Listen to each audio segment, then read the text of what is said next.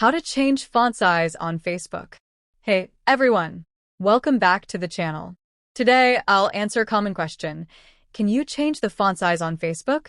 Well, there's no direct option in Facebook itself, but I'll show you a simple trick using your phone settings to make Facebook and all your apps display larger fonts.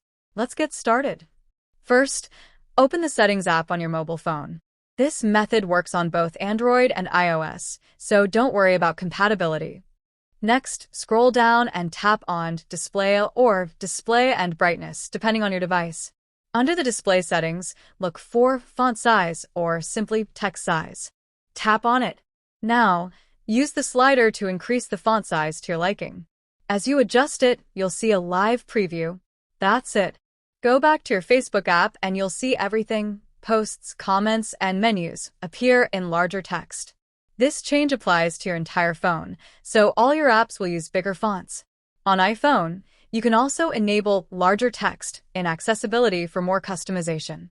On Android, some phones offer extra large fonts for even better visibility.